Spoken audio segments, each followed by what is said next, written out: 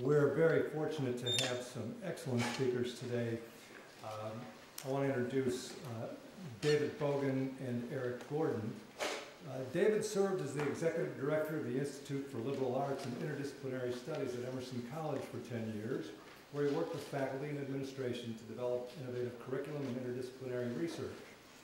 He's currently the Associate Provost for Academic Affairs at the Rhode Island School of Design, where he oversees curriculum and curriculum development and external academic and industry partnerships. He's the author of a book called Order Without Rules, Critical Theory and the Logic of Conversation, and with Michael Lynch, The Spectacle of History, Speech, Text, and Memory at the Iran-Contra hearings. Eric Gordon is an associate professor in the Department of Visual and Media Arts at Emerson College, where his research focuses on location-based media, technology, and community, and emerging learning environments. He's the director of the Engagement Game Lab, for which he oversees the design and development of game and social media platforms for local community engagement. He's the co-author of a new book about location-based media called Net Locality, Why Location Matters in a Network World, and the author of The Urban Spectator, American Concept Cities, From Kodak to Google. Please help me welcome Eric Gordon and David Bogen.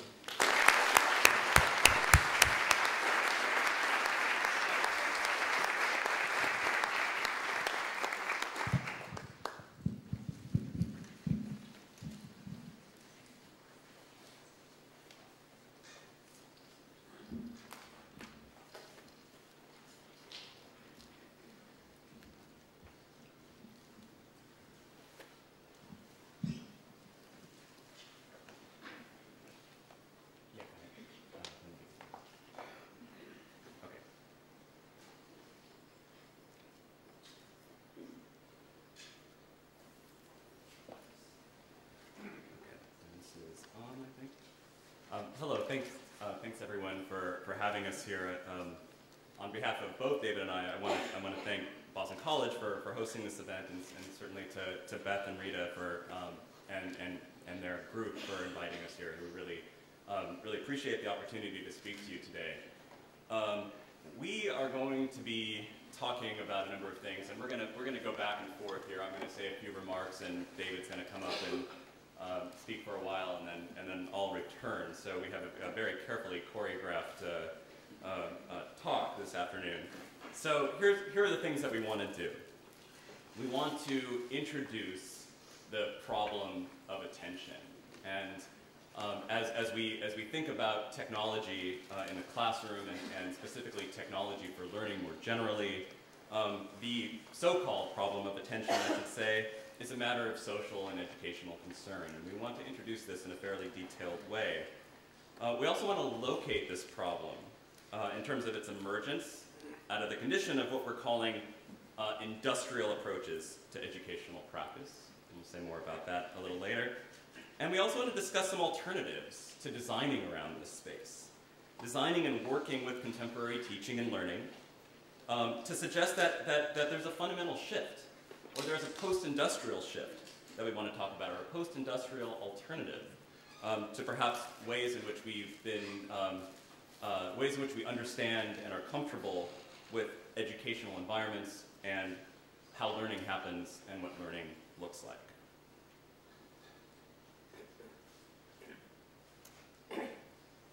All right. So I want to start off by talking about this problem of attention and just put it into some sort of historical context. I mean, attention as a problem is really a 19th century concern. 19th century philosophers like Durkheim and Schopenhauer and James recognized that we could no longer be comforted with this idea of a pre-constituted subject that saw the world, but in fact, people approached the world and framed it in some particular way and filtered it. So what we were looking at was a matter of filtering.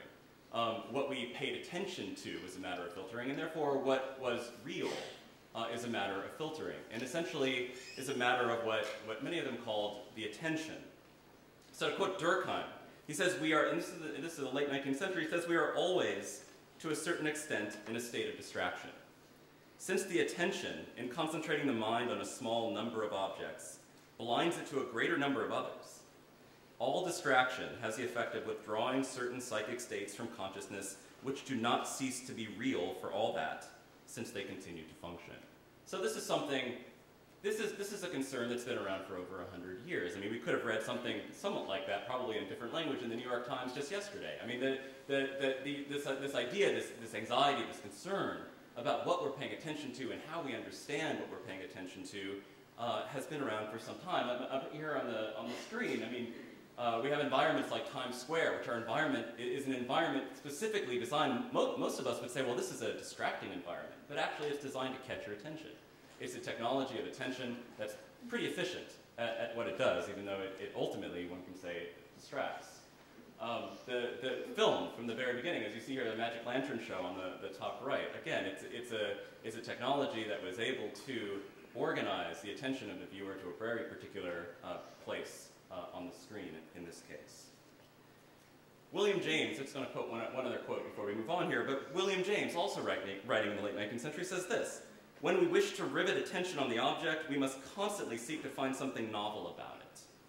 And this is especially true when other powerful impressions of the senses are tugging at it and trying to distract it." So, okay, so again, I mean, the point of me quoting these things, these people, is to put this into an historical context. Is that this struggle over attention is certainly nothing new, and we can imagine that technologies, whatever those technologies might be, have always posed a problem of what we pay attention to and to whom we're paying attention, and who's getting rich off all that pain. So, all of these technologies have a reciprocal effect of creating distraction. As I said, a very efficient technology that grabs our attention is distracting us from something else. So attention to one thing always means distraction from others, and we can understand institutions as struggling with this idea. So throughout the 20th century, these organizations of power, that have power in some sense, schools, offices, businesses, even our cities, neighborhoods, are motivated by the shifting demand on attention. So if schools have always been in this position of having to accommodate new technologies and placing place demands on the attention of students, then there's that power struggle that is about how can we navigate, how can we capture that attention in correspondence to the technologies that are being introduced, that are being used, and to the practices of using those technologies that these institutions need to accommodate. So again, this idea that these institutions, and here we're going to be talking about schools, about universities, are motivated by these shifting demands on attention, and specifically in refashioning attentive behavior. So one of the things that we want to talk about here is what attentive behavior looks like, how we can communicate, how attentive behavior is communicated to one another, and also to the institutions that ultimately command that attention. So with that, I'm gonna hand it over to David, who's going to give us some more in-depth remarks about the problem of attentiveness.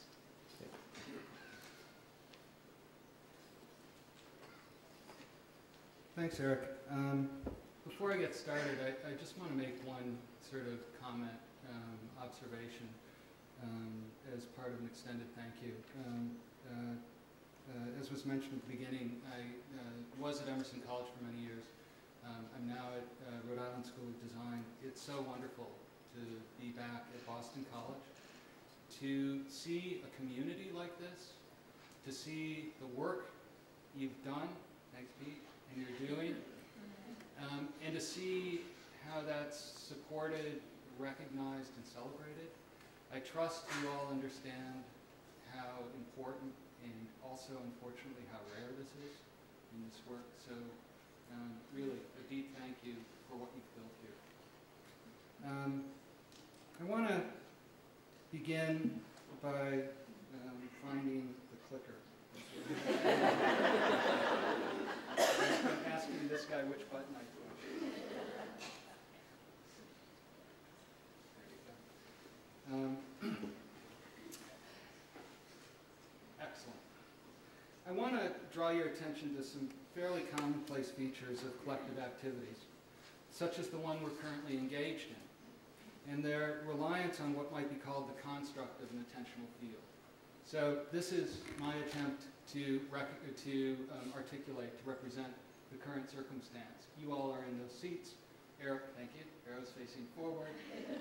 I'm at the microphone. I don't know if you all remember this, but really, at least as we were sitting in this room, sort of assembling, eating our lunches, and everybody was engaged in conversation.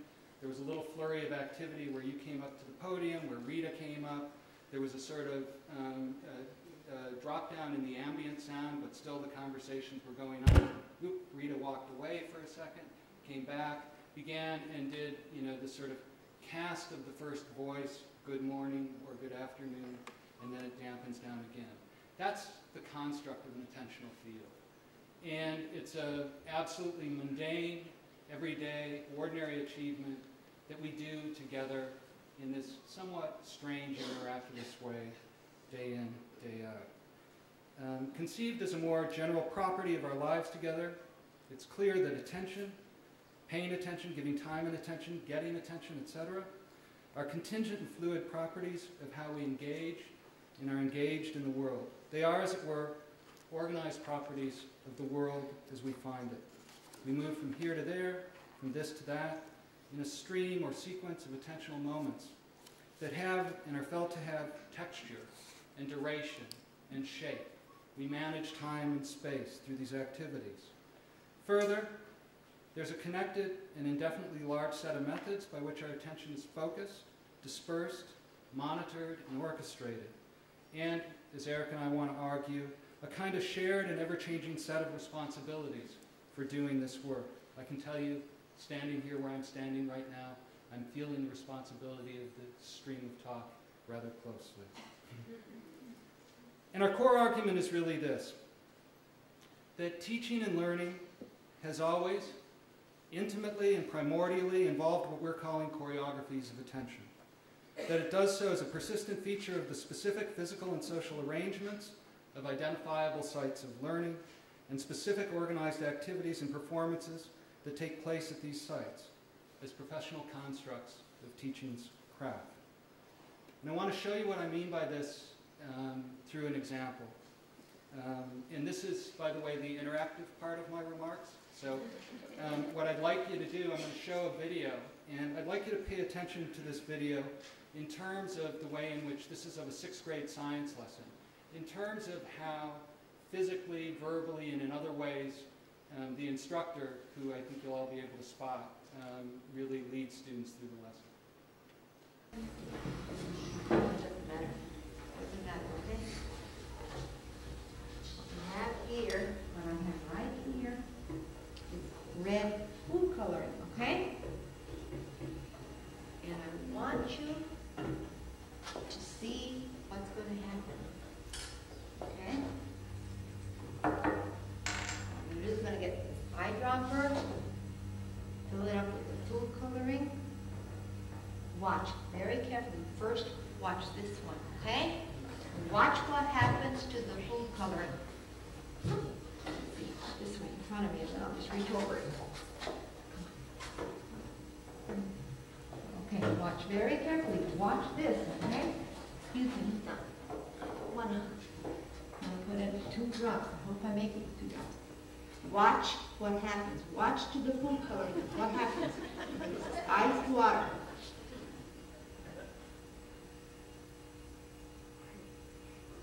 One, 2. Now watch it. Watch what happens. Okay? Now watch what happens here. Excuse me. What hurt? 1,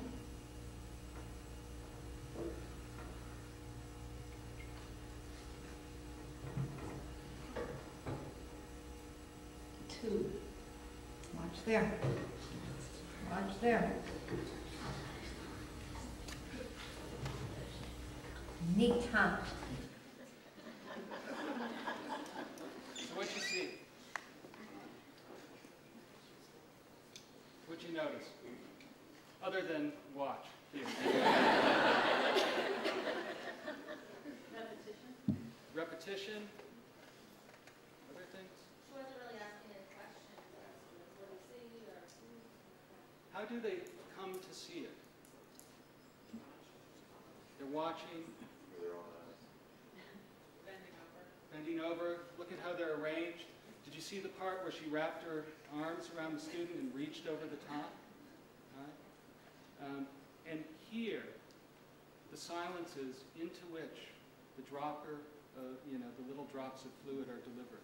There's a space that's created, and it's an acoustic and attentional space.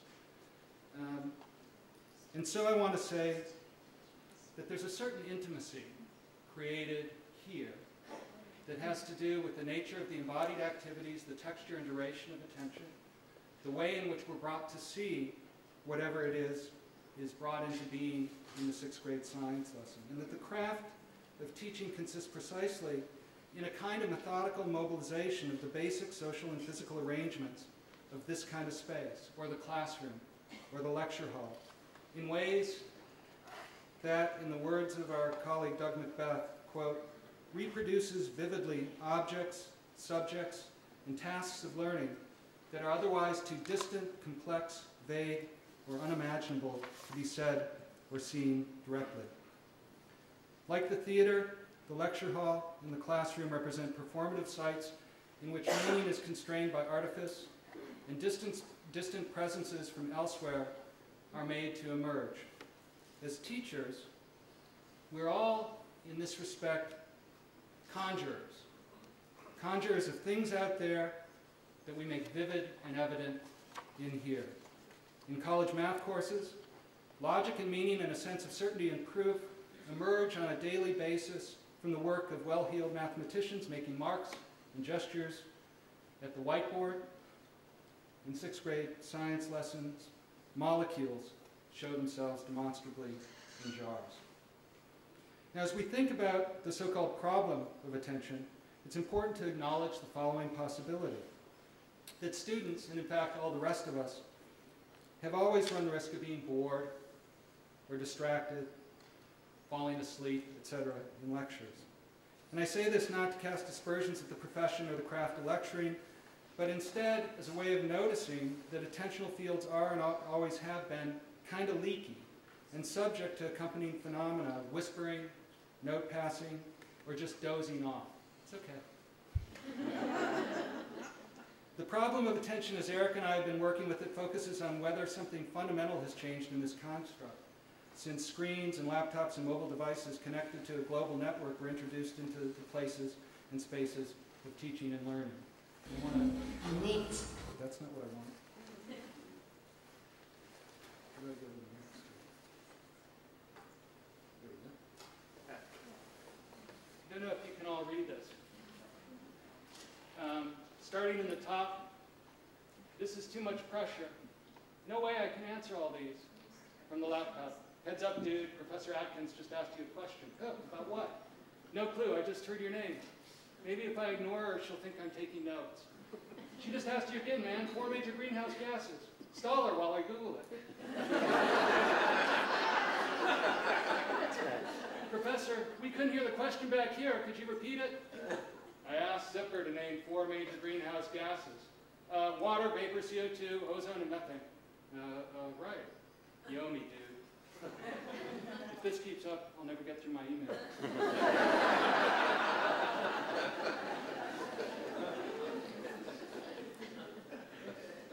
Now, one of the things that's clearly going on here and what makes this cartoon funny is that we're seeing the classroom from the perspective of its background, of its back channels. More, the possibility that students can be in dialogue with one another in the background, backstage as it were, allows them degrees of freedom and agency in managing the temporal order of the class, something that, while not brand new, is clearly amplified by these new orders of social media and new orders of connectivity. In short, the perceived problem of attention is at least in part about who controls the flow of information, the temporal arrangements of the classroom, and the terms by which the external world is conjured into being in a given classroom setting. That is to say, though it's usually framed by arguments about the difficulties of teaching to students with short or fragmented attention spans, the resistance to the presence of laptops and mobile devices in the classroom is also about a felt shift in agency over who determines what's central to the event structures of teaching, or even where that center is. And this is a story with which we're all familiar. As the back channels become amplified by social media, and this former background becomes an increasingly well-tuned, multi-channel, multimedia global foreground, the industrial model of the classroom as a seamless container controlled by the instructor, imparting a uniform flow of knowledge to a Cartesian array of docile bodies and seats, begins to lose its grip. In a 1997 paper on the impacts of emerging media on the concept and practices of liberal education, Richard Lanham wrote the following. In an industrial society, the scarce resources are goods and services. In an information society, the scarce commodity is not information. We're choking on that. But the human attention required to make sense of it. Human attention structures work differently from goods and services and will require a new kind of economics and a new kind of economist. The economists have not yet realized this, but then neither have the rest of us. What Lanham elsewhere terms the new economy of attention is about a series of changes to the legibility of the world as it is enacted and attended to that have sweeping consequences for practices of reading, writing, speaking, and listening. These changes are connected in turn to shifts in modes of production from industrial to post-industrial society, as well as to the host of economic, political, and cultural upheavals with which we've all been wrestling since the final decades of the last century. Like other industries, the primary production processes of higher education are being reconfigured. Some of the principal causes you'll all know well: the movement from industrial to post-industrial economies, global manufacturing, and the decentralization of production processes, the rise of new technology and new media for production and communication that enhance the potential for process coordination and responsiveness to increasingly segmented and granular consumer demand, and the unbundling of higher education degrees and et cetera into new forms that are more adaptable to consumer-driven markets. As a result, the industrial model in which a student came to an institution found pretty much everything he or she needed within the confines of that institutional domain is incrementally giving way to a distributed and market-driven model in which the student and not the institution is at the center, in which institutions face a chronic condition of boundary maintenance, brand dilution, and domain decay. Lanham's recommendation in the face of all of this is not that we need, as educators, to somehow find a way to recover our place within the industrial model or seal off our students from the flood of information, but rather that we need to become attuned critically to the emerging patterns of attention and exchange that characterize this new economy and work with them as we've always done, as teachers, choreographers, designers, curators, and conservationists of attentional fields. Conceived in this way, the problem of attention only arises when we attempt to overlay a set of conventions for teaching and learning built on the industrial model onto emerging conventions for the social organization of learning that are more complex, diverse, and differentially porous to the external world. And I want to close my part of these remarks with a story that I find remarkably useful as a kind of opening to imagination and to optimism for where we might be going with all of this. This story is taken, and I'm citing here while stealing, this story is taken from a talk that was given by a good friend and colleague of mine, Dennis Congdon, the chair of painting at RISD. And when I've presented it before, I've presented it under the title of What I Learned at Art School. Dennis attributes his inspiration for this story to a chapter in Wendell Berry's book, The Unsettling of America, Culture and Agriculture, where Berry is talking about the modern agricultural ideal and contrasting it with indigenous methods of agricultural production. It is a story about potatoes. And he uses these potatoes to sort of represent the modernist ideal. They're fine potatoes. They're, sort of have a uniformity of size, color, weight, makes for easy packing, scalability, like that. And what Dennis presented was a contrast. He's really using this as a kind of metaphor for teaching and learning. A contrast with the method of agriculture practiced in indigenous cultures in the mountains of Peru. And what you're seeing is a really bad sketch that I did on a napkin and then clipped with my iPhone and sent to this presentation. But you can kind of see at the top it says hedgerows and, quote, the wild. And there's Dennis's site. That's Dennis Condon. And what this represents is an area of cultivation surrounded by hedgerows. Those are the boundary conditions that are designed to keep the big animals out so they can't eat the potatoes, but allow overflight. And you'll see here, these are the rows of potatoes. These dots on the side, that's the wild. Those are the open spaces of cultivation of different species to attract things in over the top, to allow for the cross-pollination, to provide for the hybridization of the potatoes that might be grown there. These are the potatoes. These are the kind of potatoes we want to grow. And the upshot here really is that these methods for allowing for the kind of porosity, hybridity, thinking about the constructs of the classroom and the classroom spaces in terms of these conditions that allow individuals or groups to follow their interests and passions for inquiry, whether within or between disciplines, are part of our design challenge. It's about designing and utilizing social media to create the appropriate conditions of permeability and the diversity of thought and action within these spaces. And I want to say that the long tradition of studio practice and studio-based pedagogy has much to offer as a way of thinking about how to create these conditions. I'm handing on.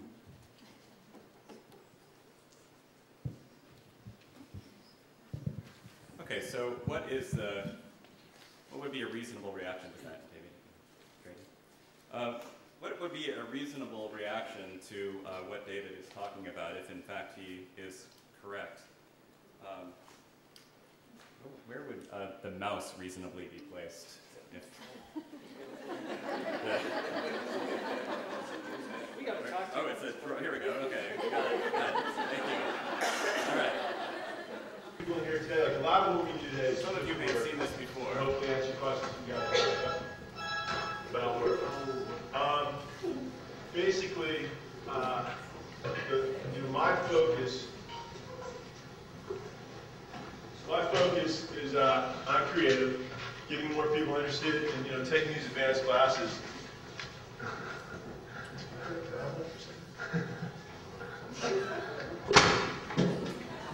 Having people from more advanced classes. It really seems people here today who can move on and be part of all that. Okay, yeah. So that is academic pornography, pure fantasy fulfillment, right? Now this is, and I guess the question is, what is this fantasy that we're fulfilling here? Is it these fantasies of order, both from teachers and students? Oh, I didn't show you, but there's something like 5-6 million views on that YouTube video. I mean, clearly this is a phenomenon. People want to see this. But where does that get us? I mean, I guess the question that what David is proposing and where we're trying to propose here is that learning looks different. Now clearly that kid was receiving a phone call in the middle of a lecture, and that's not appropriate. But there's certainly there's as we've been talking about, these attentional fields within the room that can be manipulated, that can be nuanced, that can be massaged, that we have other channels coming into the main channel of the lecture hall now, into the main channels of learning, and as opposed to throwing that cell phone, even though it feels good, down on the ground and breaking it, how can we use that? And so I show you this here, these two pictures. The picture on the left is a science class. You can see it's a 10th grade science class. And the picture on the right, and so I should say the picture on the left, I mean they're learning. So they're gathered around a computer screen and clearly doing something here with some sort of gadget in front of the computer. And the picture on the right, now they're also gathered around a computer screen. They seem to be doing something together and collaboratively, but they're playing World of Warcraft.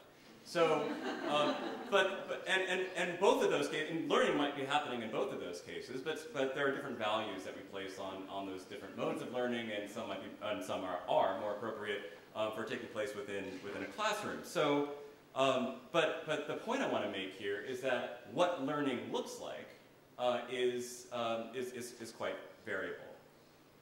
So, technology, when it comes into the classroom, many of us deal with laptops in the classroom and trying to understand what learning actually looks like. This learning doesn't necessarily look familiar. This learning presents to the person in front of the room, at least at Emerson, a bunch of half-eaten apples, and that's all we see. And we don't see what's going on actually within those screens. But the question is, are these kids learning? In the case of the lecture hall, technology in this case is challenging the accepted notions of teaching and learning. It makes it look quite different. And this is what we see from my perspective. And how do we know what these students are doing now? How do we know whether if they're checking their email like they were like in the Doonesbury cartoon, if they're taking notes, if they're searching the web to bring relevant things back into context, if they're on Facebook? How do we know?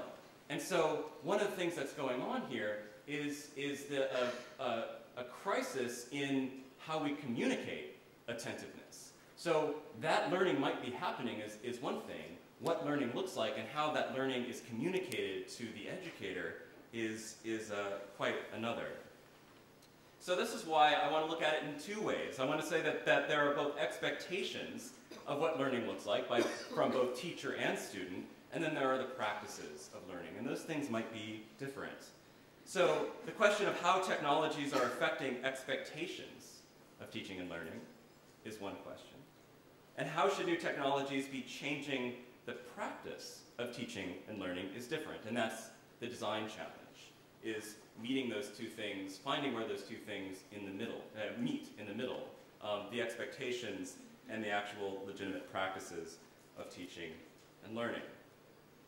So first, let's start with the expectations. Where I started talking about framing and attentiveness and the way that technologies frame our attention. I mean, we could think about all the technologies that we're engaged with as mechanisms of framing our attention. So go back to Durkheim, and he says that they blind the attention to certain objects, just as they focus it on others. So these technologies shape attention, and likewise, they shape expectations of how we should be paying attention. Technologies increasingly are at our fingertips, where what appears to be not paying attention is easier and easier, where the world around us is literally framed by the devices that we hold in our hands, that frames the how we pay attention to the world around us and what we pay attention, and changing environments that we're familiar with into different kinds of learning environments, and the classroom is no different. So what the classroom that we know, where again this is a very sort of traditional environment right here, where many of you are looking up. Some of you are writing something. I don't know what you're writing. Some of you are. There is just a few laptops and a couple of phones out. But ultimately, there's somewhat of at least there's a quorum on how we're paying attention. But as that becomes more multiple, and as it is in most of our classrooms, then we have to understand how each of those individuals is framing the practice of learning and the situation of learning, and ultimately where we as educators intervene in those individual framing practices. All right, so let me give you a story about Sesame Street. And just to point out how not new so many of these issues are. In 1969, when Sesame Street debuted, a psychologist who advised the Children's Television Workshop, a guy named Gerald Lesser, wrote before the show's debut that children lose interest when the program dwells too long on one subject or remains too long at one pace or in one style. So this is just an example of what we now see as sort of you know, the universally loved Sesame Street. It began as something that was really problematic, that was creating terrible little puppets of distraction right in front of our eyes. And in 1979, 10 years after the debut of Sesame Street, the Times reported that the show was being blamed for producing jumpy, unsocial, unteachable youngsters. It quoted the psychologist Jerome Singer to the effect that, quote, Sesame Street's vigorous blackout style, a whirlwind mix of combining the variety of a vaudeville bill with the adroit editing of a soft drink commercial, may be creating behavioral problems for some of its audience. So, as these environments, I mean, so clearly how we pay attention and what those technologies of attentiveness are, those things that grab our attention and actually steer our attention away from other things, as those become more sophisticated, well, the problem of attention becomes more acute, and our desire to throw cell phones against the ground becomes even more powerful. So, what are the practices then? How do we accommodate this? In this cartoon, no offense, Miss Myers, but this algebra idea of yours is never going to catch on. So it's not okay if the students come to us and say that, right? I mean, so we're not talking about handing over the whole process of learning and education to students, but rather trying to accommodate those practices without completely giving over to expectations. All right, so let's talk about the space of learning. Now, Erving Goffman says that he talks about, in talking about the lecture, so the ethnomethodologist, sociologist Erving Goffman talks about the lecture in this way. He says the lecture is divided up between the business at hand, which is the content of the lecture, and the custard, what he calls the custard of interaction, in which the business is embedded. So the traditional lecture aims to redirect participants away from the custard and toward the subject matter. So whatever the subject matter is of the lecture, whether it's biology, math, algebra, or history, all that stuff, all the stuff in the environment, the devices, the room, the chatter, the taking notes, all that stuff is the custard. And the goal of a good lecturer in the traditional industrial model is to avoid the custard. Is to minimize the custard as much as possible. But the custard, in fact, becomes increasingly important. Despite the fact that participants inevitably focus on the surrounding environment, Goffman suggests, that the social and physical side of the lecture is structured in such a way that forces them to act as if they were engaged directly with the subject matter. So this is the performance of attentiveness that was talking about. And it's sort of a collective delusion amongst the teacher and the students that we all need to perform this ritual of attentiveness. That even though you're not paying attention and you're just doodling, if you appear as though you're paying attention by looking as though you're taking notes, then that's somehow more acceptable than doing something else. And this is what Goffman is talking about in these forces that act as if they were engaged directly in the subject matter while not necessarily doing so. So Goffman says in a lecture, a participant skips along, dipping in and out of following the lecturer's argument, waiting for the special effects which actually capture them and topple them momentarily into what is being said. And so, you know, we can say, now Goffman was writing this decades ago, but we can say that really the challenge is looking at what those special effects are, not just in the inflections in my voice or maybe a slide on a PowerPoint, but trying to understand creatively and in a nimble fashion what those special effects just might be and how we can use them in that sweet spot between expectations and practice. All right, so educational content should be understood as intermittent and surrounded by a rich context of special effects, we argue. And these are the practices that should accommodate expectations and the context of learning. So let me get a little bit more concrete here. So design, how do we design for this? So what we're saying here is that something is shifted. in what learning is and what learning can be.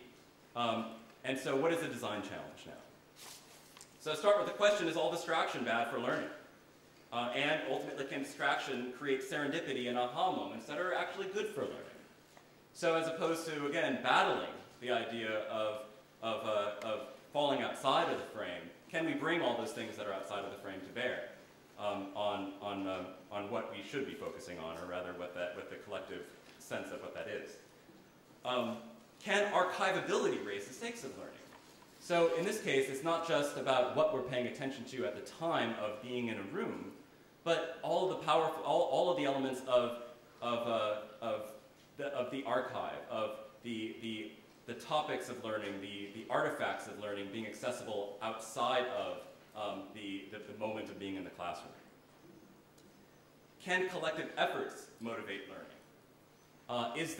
Are there ways in which the class, people in the class, students, can be aware of each other in such a way that can motivate them to collectively engage in their own process of learning? And can the desire for small amounts of attention motivate participation?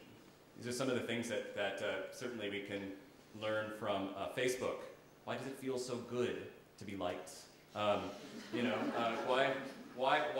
when you write that comment and 6 people like it, why is that good? Why is that a good thing?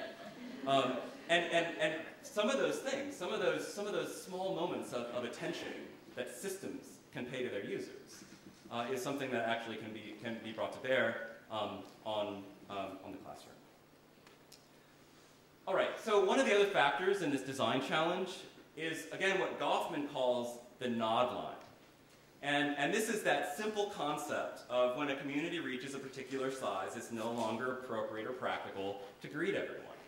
Right? So in a really small town, you just might see people waving at everybody else. And that's what Goffman calls the nod line. So we have below the nod line and above the nod line. So this room is above the nod line. And a small seminar room is below the nod line, meaning that there's an intimacy in the classroom. There's an intimacy in the learning environment. Those small groups are below the nod line. We can design for that in a very different way than designing for above the nod line. And so what I want to suggest that is when we actually think about the practical aspects of designing for this context of learning, that we actually have to think about where this falls on the spectrum, or rather where this falls in this binary of below and above the nod line. And I'll talk about that in a little bit.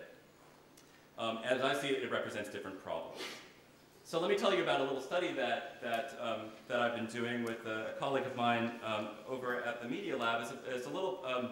It's an iPad application called Tin Can that I think can be instructive to talking about some of what we're doing here. So let me show you this video briefly. Tin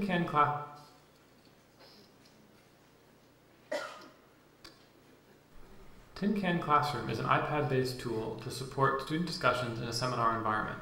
We've been testing out the system in a pair of graduate seminars where each student had an iPad with the app installed. Our goal with this project is to support better classroom discussions by creating new opportunities for nonverbal participation, something that helps pick up the conversation when it lags, but doesn't get in the way otherwise. Eric's comments, you can say more about that, Eric. We hope this will keep students engaged in the discussion, while giving instructors a new way to guide the discussion without having to take control explicitly.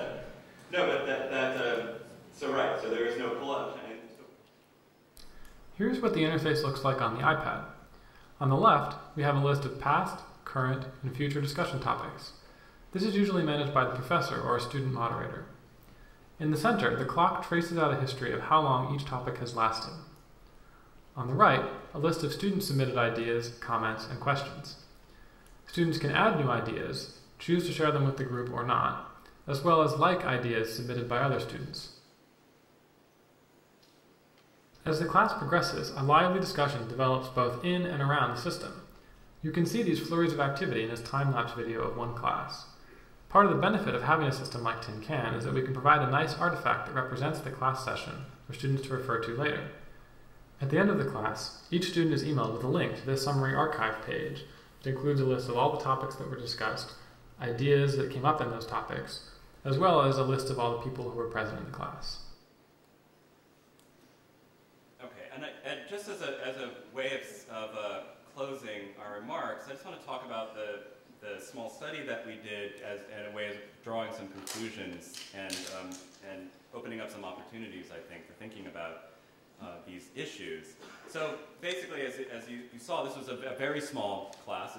We tried this out in 2 seminar classrooms, each of which had about 10 students in them. One had 12, one had 8, actually. And it was a graduate seminar, so it was a very particular context that was below the knot line. Everybody knew each other, and you might ask, well, why would you bring technology into a class that's already so intimate? And the answer to that is that we wanted to really think about ways in which these, opening up these different what we call stages of interaction for people to try out ideas, for different kinds of conversation to be happening that were distinct from the main stage of the verbal conversation, how that actually can change the environment, the learning environment, and actually enhance learning. And so this is what we found. You already saw that in the video. This is what we found. Well, we did interviews with every student, and we looked at all the data in the system, and we found, again, this is preliminary, but this is what we're looking at. It's not just about front channel and back channel here, in this case, in this sort of below the knot line context, but about multiple stages. There were talkers that continued to talk, and there were thinkers that we're calling at this point, actually that one of the students called them thinkers, had a mechanism to participate. So people who didn't speak up in class had a mechanism for participating within this, and actually were able to engage in a very meaningful way in the conversation in the classroom. Interestingly, the heavy talkers who didn't use Tin Can felt better about their participation. They didn't stop talking a lot, but they felt pretty good about talking because those who weren't talking actually had a place to participate. And that the thinkers felt that they had a place to participate that didn't require dancing on the main stage.